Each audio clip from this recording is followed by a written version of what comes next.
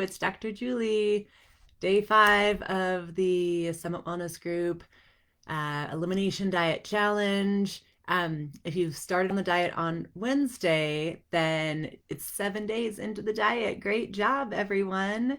So that first week is always the hardest. Just the shift of diet, shift of habits, the shift of your microbiome.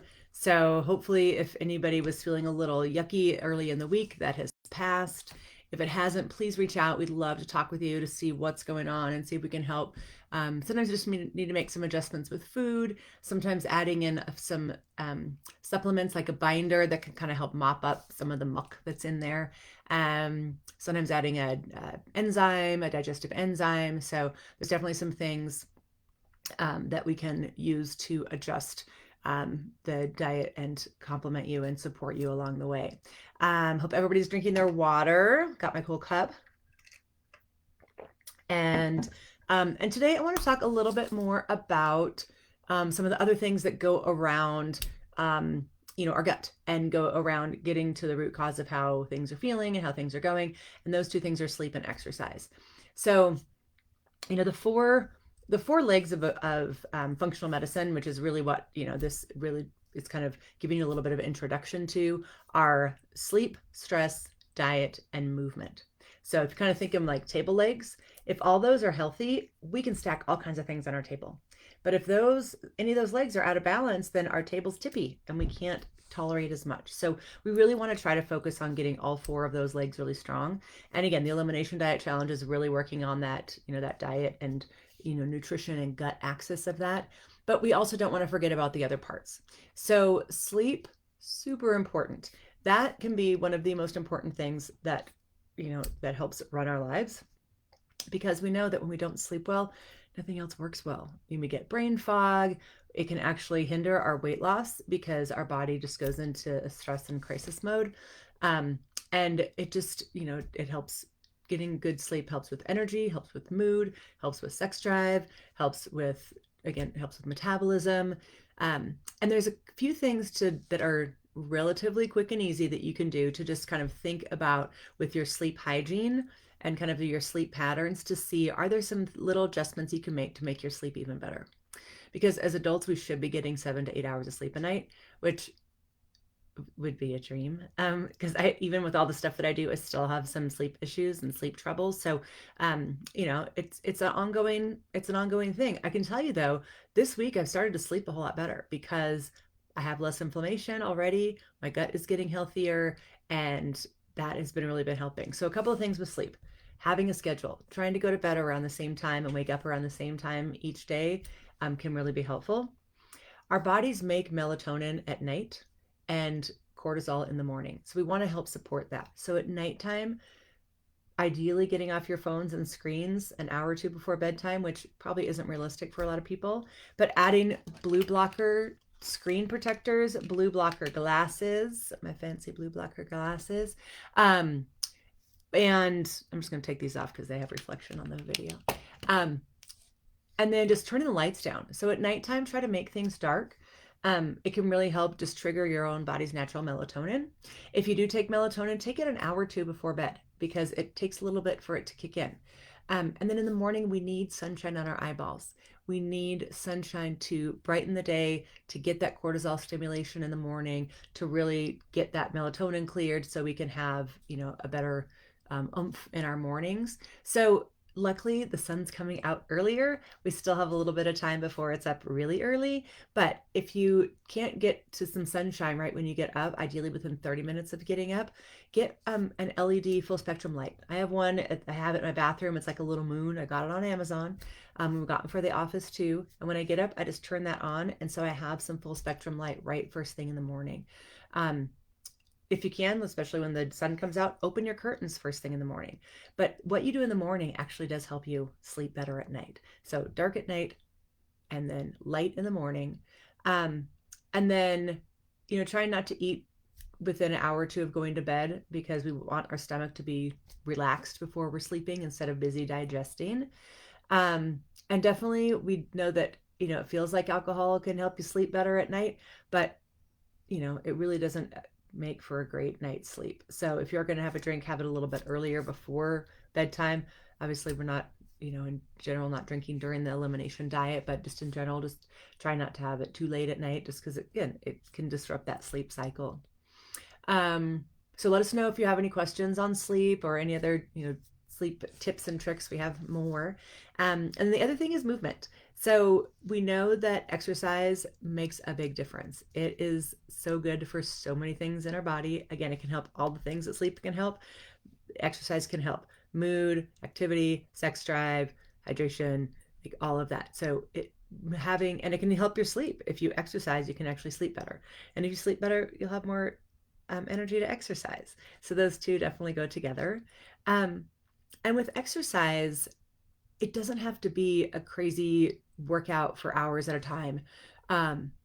So, even just having a little something, like having some dumbbells. We have some dumbbells in the living room. So when we're watching TV, just doing some bicep curls and overhead presses.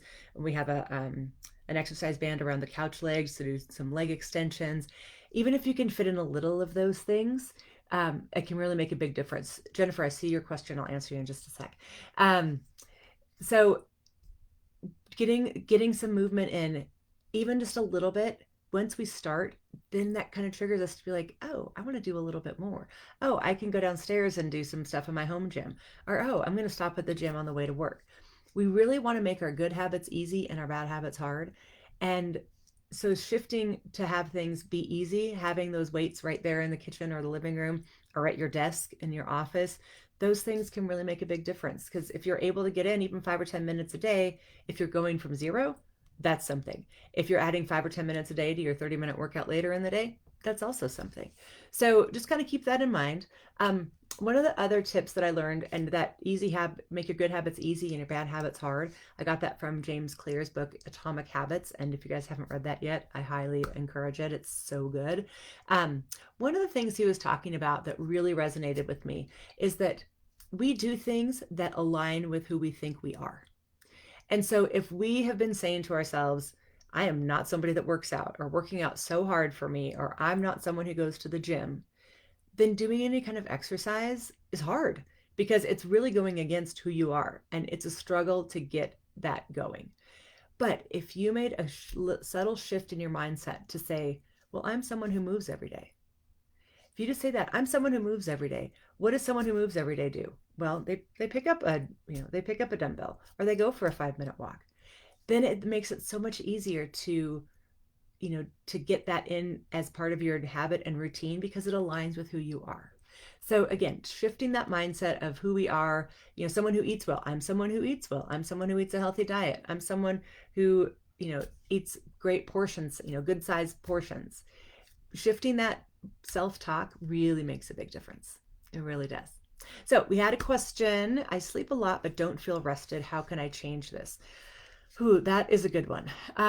So sometimes just kind of figuring out what it is that you're not feeling. Are you, is it all the time that you're not rested? Is it on the weekends? There's definitely a lot of kind of going into the bigger picture. How many hours of sleep are you getting? And then what is your sleep hygiene? So I'd love to talk with you more about those things, but some of those sleep hygiene tips that I was talking about before can really help. Just really focusing on kind of quieting things down, darkening things up at night, so your brain is starting to calm down, and also your evening cortisol is dropping. Because if we go to bed, really ramped up, like playing some kind of video game or watching the news, which isn't very relaxing, or watching some big busy movie, that can just keep our brain really amped up and keep the cortisol up. And we really want that cortisol to be dropping down for nighttime.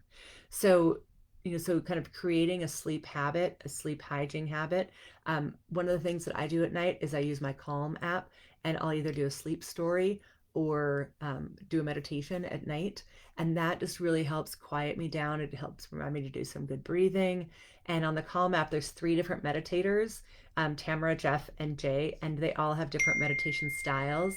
But they all have good lessons to learn too. So you kind of go to sleep with a good question in mind, just kind of a good relaxing thought that can help.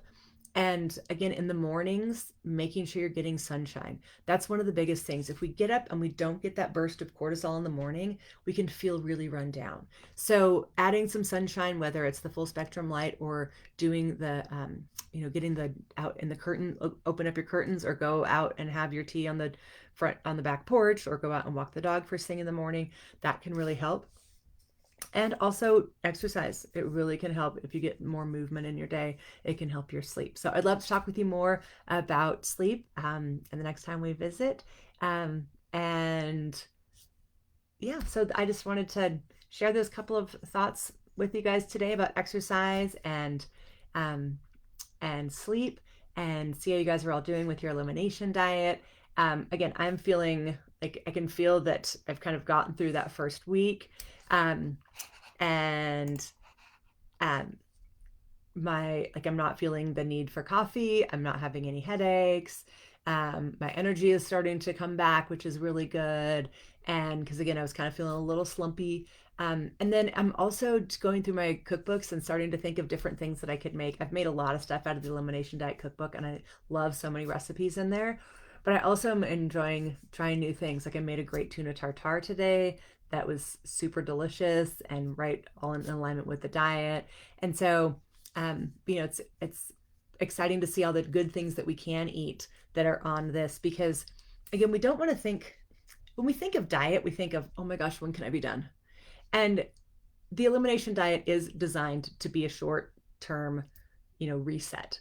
But we also want to think, okay, if you're feeling better on this by taking out a lot of these foods, how can we start to incorporate not having a lot of these foods in our, in our meal plans moving forward?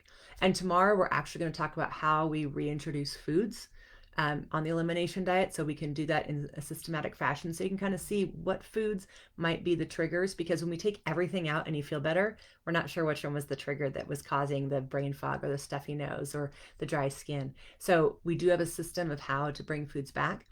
But then you'll kind of see, oh, I want to, try to keep some of these things out longer because I feel so great. So we will talk more about that tomorrow. Thanks for all of you who are watching and made comments. And we will be putting this up on our YouTube channel, and this will be available on our Facebook page for a while. So have a wonderful day, and we'll see you tomorrow at 12:30 for the last day of our Facebook Lives. After that, we will be continuing to intermittently post, and you guys can reach out to us because we still have the elimination diet for the full 3 weeks until February 7th. So I'll talk to you soon. Have a great day.